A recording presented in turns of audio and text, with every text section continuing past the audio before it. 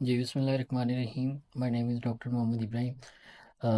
Today the topic of discussion is matrix inversion method. आज हम देखेंगे कि मैट्रिक्स इन्वर्जन मेथड क्या है और हम इसके ज़रिए क्वेश्चंस को कैसे सॉल्व करते हैं। हमारे पास क्वेश्चन दिया हुआ है और क्वेश्चन ये होगा कि हम इसको मैट्रिक्स इन्वर्जन मेथड से सॉल्व करेंगे। क्वेश्चन है हमारे पास 4x minus 2y is equal to 8 और 3x plus Y is equal to -4।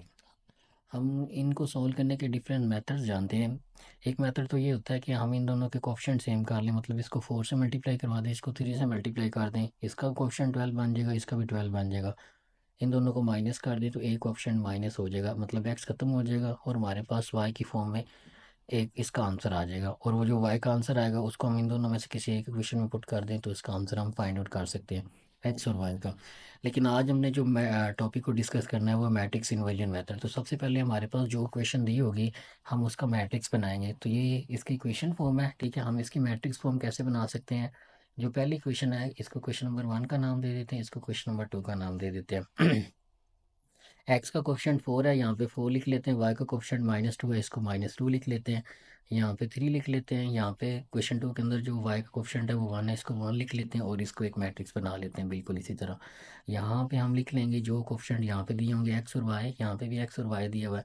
अगर यहाँ पे जेड और एस दिया हो तो यहाँ पे भी जी और एस दिया हो तो यहाँ पे हम जी और एस लिखेंगे, ठीक है। यहाँ पे एक्स वाई तो यहाँ पे हम एक्स वाई लिखेंगे।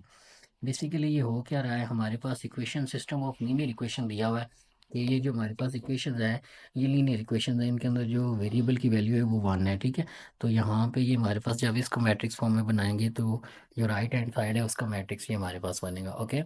अगर आप इसको मल्टीप्लाई करें, पहली रो पहला कॉलम पुराएंगे तो ये पहली इक्वेशन बन जाएगी और ये 8 के इक्वल आ जाएगा। इसी तरह दूसरी रो को पहले कॉलम से मल्टीप्लाई करवाएंगे तो ये 3x plus Y is equal to -4 के आ जाएगा, ठीक है। यहाँ पे -4 है तो यहाँ पे भी -4 आएगा, ठीक है। तो ये राइट साइड वाले कोफिशिएंट है और ये हमारे पास जो इक्वेशन दी हुई थी उनका हमने मैट्रिक्स बना लिया। उसके बाद इसको नाम दे देते हैं ए का, इसको नाम दे देते हैं एक्स का और इसको नाम दे देते हैं बी का। बेसिकली हमारा जो एम है वो ये है कि हमने एक्स और वाई की वैल्यू मालूम करनी है। तो ये हमारे पास A X is equal to B बन जाएगा। हमने एक्स मालूम करना तो एक्स को यहाँ पे आइसोलेट करना पड़ेगा, अकेला पढ़ने पड़ेगा।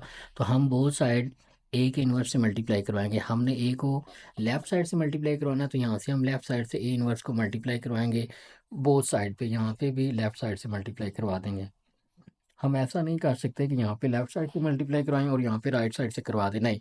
क्योंकि हमने ए को लेफ्ट साइड से खत्म कराना है तो ए इन्वर्स को बोथ साइड लेफ्ट साइड से मल्टीप्लाई कराएंगे। अब आपको इस बात का पता है कि अगर मैट्रिक्स को उसके इन्वर्स से या उसके इन्वर्स को मैट्रिक्स के ए से मल्टीप्लाई करवाएं, तो अगर एक मल्टीप्लिकेटिव इन्वर्स है किसी मैट्रिक्स का उसको उसके मैट्रिक्स से मल्टीप्लाई करवाएं तो उसका आंसर क्या आता है, आइडेंटिटी मैट्रिक्स आता है। तो यहाँ पे आई आ जाएगा और ये आ जाएगा A minus B, sorry A is equal to A inverse B आ जाएगा, ठीक है। अब किसी भी मैट्रिक्स को आइडेंटिटी मैट्रिक्स से मल्टीप्लाई करवाएं तो उसका आंसर क्या आता है, वही मैट्रिक्स दोबारा आ जाता है, तो ये एक्स ही रह जाएगा, ठीक है। और इज इक्वल टू हमारे पास क्या आ जाएगा, ए इनवर्स इंटू बी। इसका मतलब ये है कि अगर आप एक्स की वैल्यू मालूम करना चाहते हैं तो सबसे पहले आपको क्या मालूम करना पड़ेगा, ए का इन्वर्स मालूम करना पड़ेगा और उसके साथ बी को मल्टीप्लाई करवाना पड़ेगा। तो यहाँ पे हम एक और लाइन लगा लेते हैं। ए की वैल्यू ये हमारे पास दी हुई थी, इसको लिख लेते हैं 4 - 2 3 इंटू 1। ये 2/2 का एक मैट्रिक्स है। इसका अगर हमने इन्वर्स मालूम करना है तो उसका फार्मूला होता है A inverse is equal to adjoint of A divided by A का डिटर्मिनेंट। तो यहाँ पे हमें ए का डिटर्मिनेंट चाहिए और ए का अर्जाइंट चाहिए, तो पहले ए का डिटर्मिनेंट ले लेंगे। तो इसको इस तरह रिप्रेजेंट करते हैं 4 - 2 3 इंटू 1। तो ये 4 टाइम 1 हो जाएगा। यहाँ पे माइनस लगाएंगे, -2 माइनस माइनस प्लस हो जाएगा और यहाँ पे +6 आ जाएंगे और हमारे पास जो ए का डिटर्मिनेंट है वो हमारे पास क्या आएगा, पॉजिटिव के 10 आ जाएंगे। तो ए का जो डिटर्मिनेंट है वो हमारे पास 10 आ जाएगा। अब हमें ए का अर्जाइंट चाहिए, हमने इस फॉर्मूला पुट करना है। तो ए का अर्जाइंट क्या आएगा, अर्जाइंट ऑफ ए क्या आ जाएगा कि ए के अंदर ये जो डायगनल्स हैं इन दोनों की जगह चेंज कर देंगे, ठीक है। और इन दोनों का सिंबल चेंज कर देंगे, ये 2 हो जाएगा, ये -3 आ जाएगा, ठीक है। तो इसको फर्दर सॉल्व करेंगे तो हम ए इनवर्स की जगह पे ए इनवर्स कैसे हमारे पास आएगा, यहाँ पे लिखेंगे A inverse is equal to क्या आया है, अर्जाइंट ऑफ ए, और नीचे हमारे पास क्या आ जाएगा, ए का डिटर्मिनेंट तो वो 10 है हमारे पास, ये बन जाएगा। अब हमने इसको क्वेश्चन नंबर 3 का नाम दे लेते हैं, ठीक है। अब इन वैल्यू को इसमें पुट करते हैं तो एक्स वैसे आ जाएगा, ए इनवर्स आ जाएगा और साथ में क्या आ जाएगा, बी आ जाएगा। तो ए इनवर्स की क्या वैल्यू आपने निकाली वो यहाँ पे पुट करते हैं। तो वो हमारे पास ये 1/10 है, इसको बाहर रख लेते हैं। यहाँ पे आ जाएगा 1 2 -3 × 4।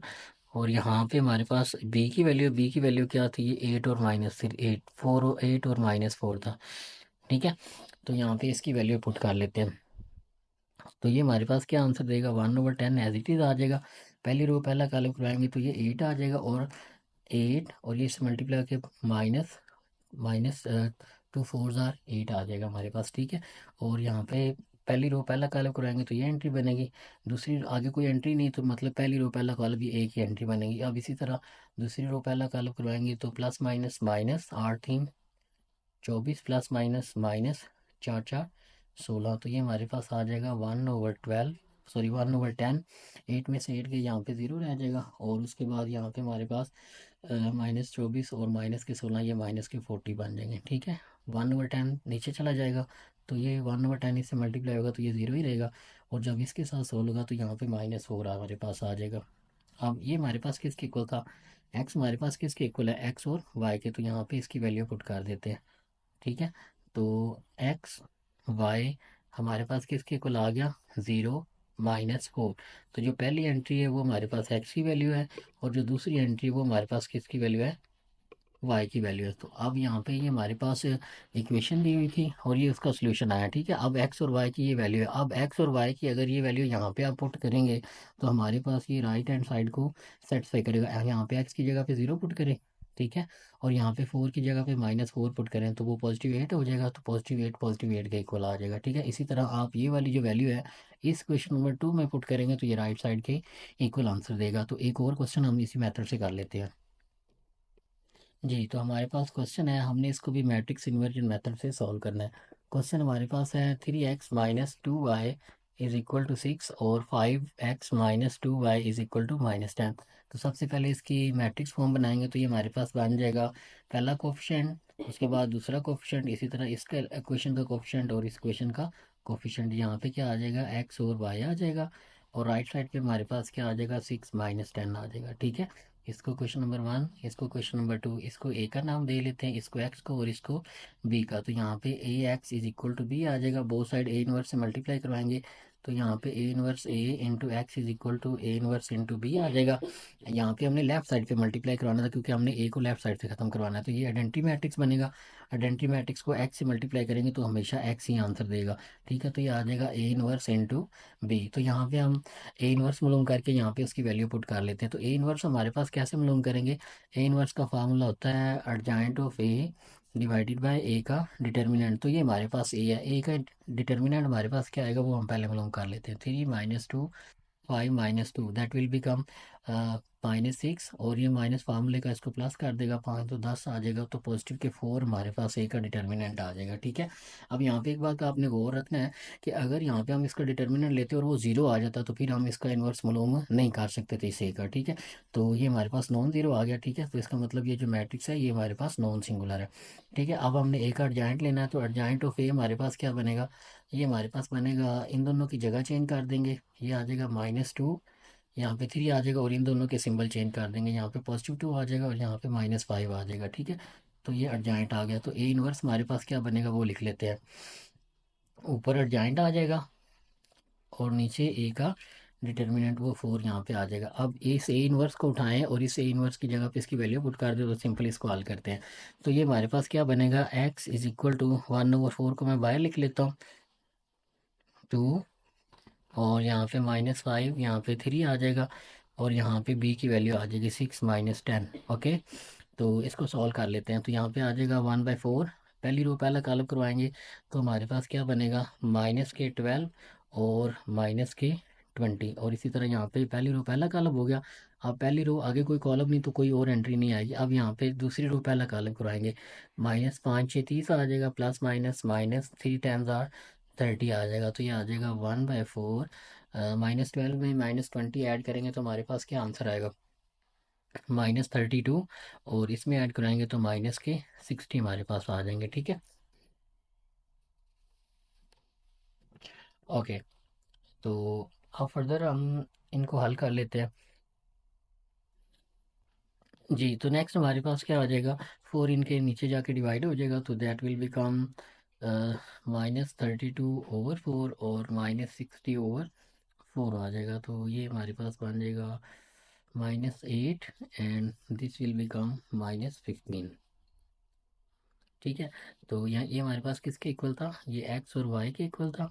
ठीक है, कैपिटल एक्स, तो इसका मतलब एक्स की वैल्यू क्या आई हमारे पास -8 और वाई की वैल्यू का हमारे पास क्या आई है -15। तो यहाँ पे अगर आप यहाँ पे एक्स की वैल्यू पुट करेंगे और वाई की वैल्यू पुट करेंगे तो इसका आंसर जो है हमारे पास राइट हैंड साइड के इक्वल आएगा। यहाँ पे एक्स और वाई की जो वैल्यू हमने कैलकुलेट की है ये वाली, आप यहाँ पे पुट करेंगे तो इसका आंसर इसके इक्वल आएगा। तो ये हमारे पास एक टॉपिक था मैट्रिक्स इन्वर्जन का। आई होप आपको इसकी समझ आ गई होगी, और अगर आपका कोई क्वेश्चन है तो उसको पूछिएगा, इंशाल्लाह उसको क्लियर किया जाएगा। अगर आप चैनल पे नए हैं तो उसको प्लीज़ सब्सक्राइब कर दें। थैंक यू, अल्लाह हाफ़िज़।